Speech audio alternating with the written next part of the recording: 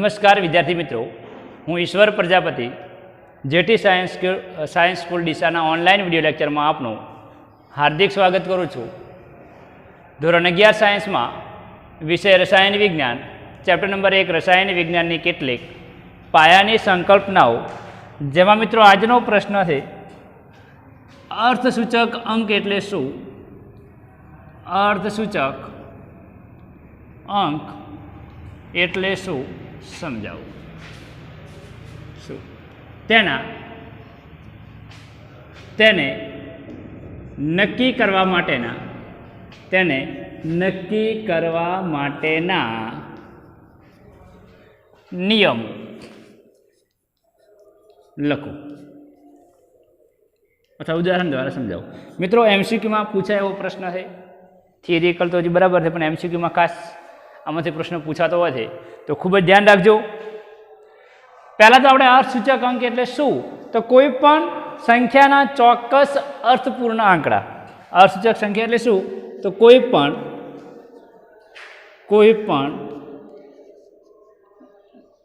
સંખ્યાના ચોક્કસ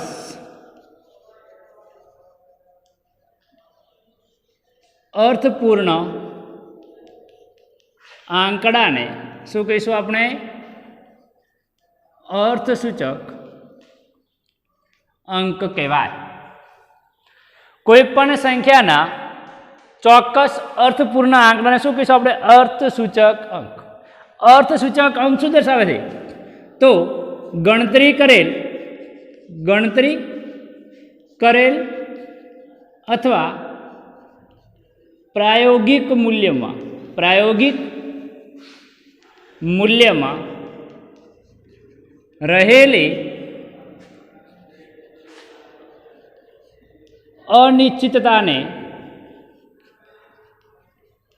દર્શાવવા કોનો ઉપયોગ થાય છે? અર્થસૂચક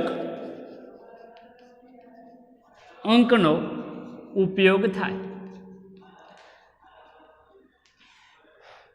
અર્થસૂચક અંક એટલે કોઈ પણ સંખ્યાના ચોક્કસ અર્થપૂર્ણ આંકડા, જેને કહેવાય અર્થસૂચક સંખ્યા. હવે આમાં ખબર ના પડે, આપણે કોઈ સંખ્યા લઈ લઈએ 1823, ઉદાહરણ તરીકે શું લઈ લઈએ?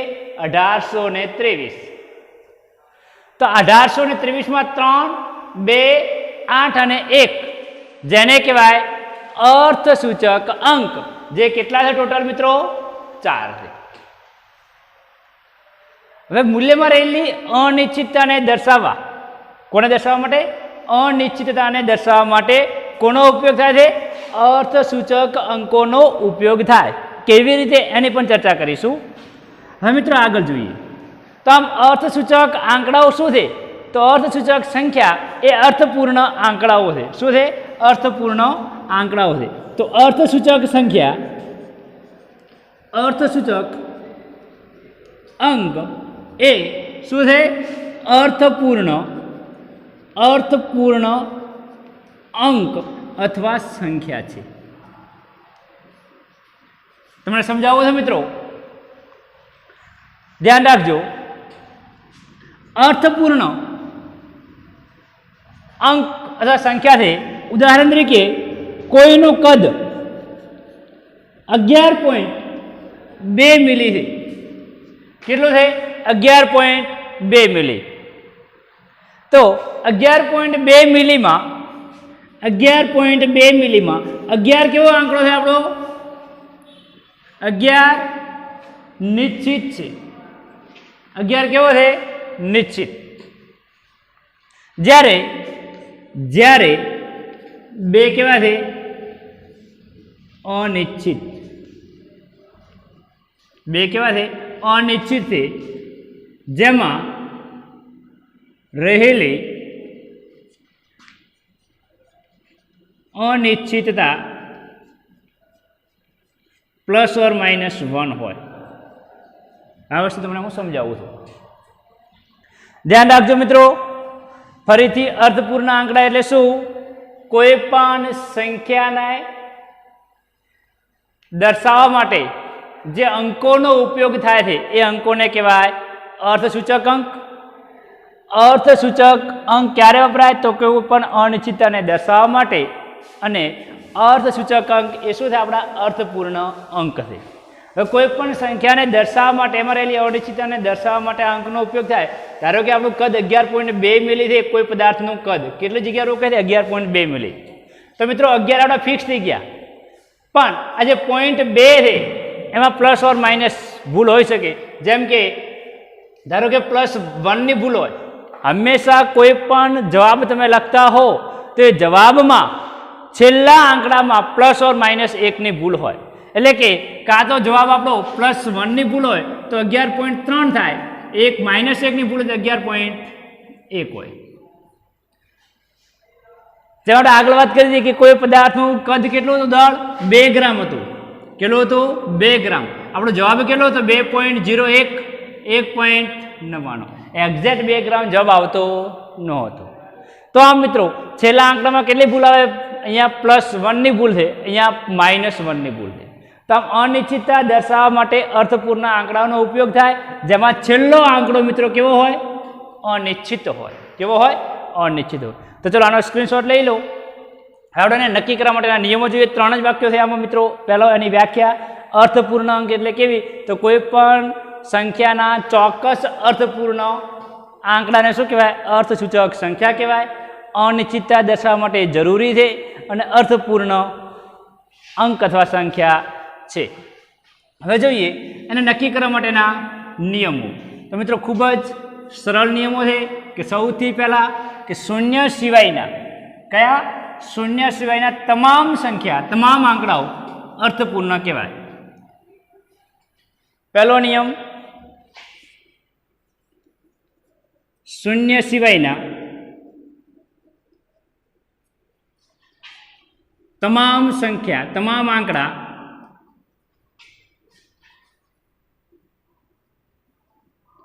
અર્થપૂર્ણ ગણાય. શૂન્ય સિવાયના તમામ આંકડા કેવા ગણાય? અર્થપૂર્ણ. ઉદાહરણ તરીકે 238માં અર્થસૂચક અંકો કેટલા છે? 3 છે. 1325માં અર્થસૂચક અંક કેટલા છે? તો જો 1, 2, 3, 4 કેટલા છે ટોટલ? 4. તો આમ શૂન્ય સિવાયના બધા અંકોને અર્થસૂચક અંક કહેવાય. હવે મિત્રો વાત કરીએ શૂન્યની. તો કોઈ પણ શૂન્ય સિવાયના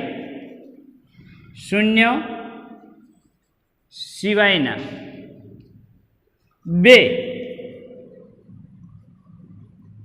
અર્થપૂર્ણ અંક વચ્ચે આવતા બધા જ શૂન્ય શું ગણાય? અર્થસૂચક ગણાય. સાહેબ ખબર ના પડે? વાંધો નહીં. ઉદાહરણ જોઈએ. ધારો કે 1002.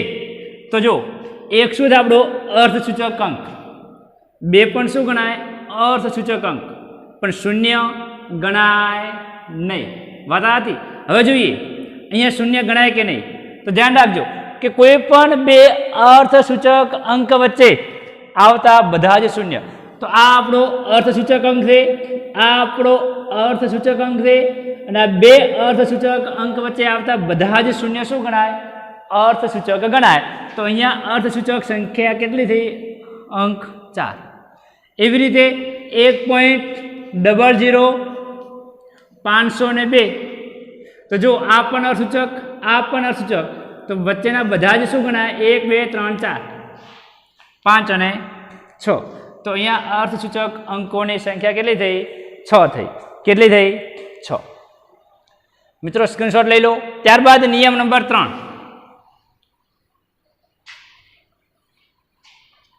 નિયમ 3. ચલો આપણે વચ્ચેના શૂન્યની વાત કરીએ તો એ અર્થસૂચક ગણાય. ધારો કે મિત્રો કોઈ પણ અર્થસૂચક અંકની પહેલા આવતા શૂન્યને અર્થસૂચક ગણાય નહીં, અર્થસૂચક ગણાય નહીં. આ શૂન્ય ક્યાં હોય મિત્રો? દશાંશ ચિહ્ન પછી કે પહેલા હોઈ શકે. ધ્યાન રાખજો, કોઈ પણ અર્થસૂચક અંકની પહેલા આવતા શૂન્ય. ધારો કે મિત્રો 0003 માં અર્થસૂચક અંકો કેટલા? તો કોઈ આ અર્થસૂચક અંકની પહેલા, એટલે આ બધા ત્રણ અંક શૂન્ય કેવા છે? પહેલા છે. તો આને અર્થસૂચક ગણાય નહીં. તો અહીંયા અર્થસૂચક અંકો કેટલા થયા? 1. 0015 કેટલા થયા? 2. આ શૂન્ય ગણાય નહીં. ચલો આપણે વાત કરીએ દશાંશ ચિહ્ન પહેલા કે પછી. ચલો 0.35. તો હવે આ બંને અર્થસૂચક અંકો છે અને દશાંશ ચિહ્નની પહેલા શું છે? શૂન્ય. તો દશાંશ ચિહ્નની પહેલા શૂન્ય હોય તો પણ એને ગણાય નહીં. તો અહીંયા પણ કેટલા થયા? 1. 0.183. તો આ પણ શું છે? શૂન્યની અર્થસૂચક અંકોની પહેલા 2 શૂન્ય છે. તો આને પણ અર્થસૂચક ગણાય નહીં. તો અહીંયા પણ કેટલા થયા? 3. ટૂંકમાં કોઈ પણ અર્થસૂચક સંખ્યાની પહેલા, પછી દશાંશ ચિહ્નની પછી હોય કે દશાંશ ચિહ્નની પહેલા હોય, આ એક પણ શૂન્યને અર્થસૂચક અંક ગણાય નહીં. આ વાતથી મિત્રો સંખ્યા પહેલાની. હવે આપણે વાત કરીએ સંખ્યા પછીની. ચલો, કોઈ પણ પૂર્ણાંક સંખ્યા હોય તો પૂર્ણાંક સંખ્યામાં અર્થસૂચક અંકની પછી રહેલા શૂન્યને અર્થસૂચક ગણાય નહીં. કોઈ પણ પૂર્ણાંક સંખ્યામાં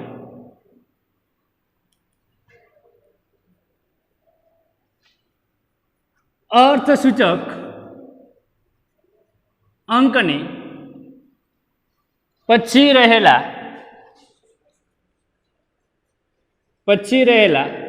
શૂન્યને અર્થસૂચક ગણાય નહીં. ઉદાહરણ તરીકે 300 અર્થસૂચક અંકો કેટલા મિત્રો? 1 જ. પાછળ રહેલા શૂન્યને પણ ગણાય નહીં. એવી રીતે 1830, તો આ શૂન્યને અર્થસૂચક ગણાય નહીં. કેટલા અર્થસૂચક અંકો થશે? 3. તો બીજી વસ્તુ, કોઈ પણ પૂર્ણાંક સંખ્યાની પાછળ જે શૂન્ય છે એ શૂન્યને પણ અર્થસૂચક અંક ગણાય નહીં. ચલો મિત્રો, ધારો કે દશાંશ ચિહ્ન પછી હોય તો ધારો કે 120.0. તો હવે શું કરવું? તો હવે આની વાત કરીએ. ધ્યાન રાખજો મિત્રો.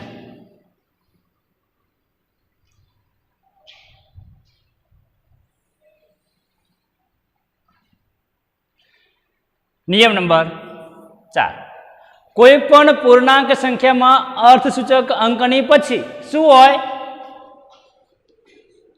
દશાંશ ચિહ્ન હોય. શું હોય? દશાંશ ચિહ્ન હોય.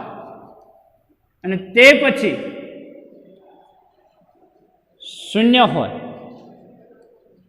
તો તેને અર્થસૂચક ગણાય.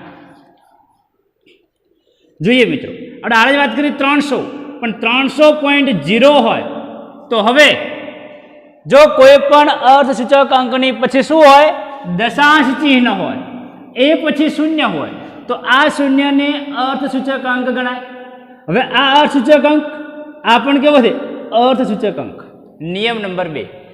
2 અર્થસૂચક અંકોની વચ્ચે આવતા બધા જ શૂન્યને શું ગણાય? અર્થસૂચક અંકો ગણાય. તો હવે મિત્રો અહીંયા કેટલા છે? 1, 2, 3 અને 4. તે ટોટલ કેટલા અર્થસૂચક અંકો છે? 4 અંક છે. કેટલા છે અંક? 4 અંક. 15.0 કેટલા થયા? 1, 2, 3. પોઈન્ટ પછી 0 હોય તો એને અર્થસૂચક અંક ગણવા પડે. શું ગણવું પડે? અર્થસૂચક અંક ગણવા પડે.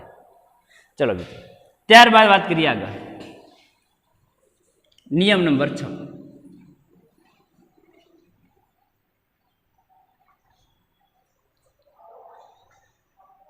વૈજ્ઞાનિક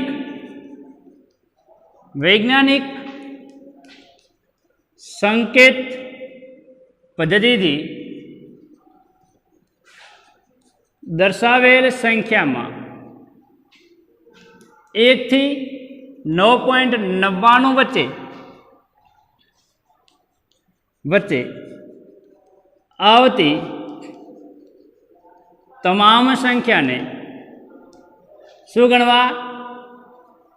અર્થ સૂચક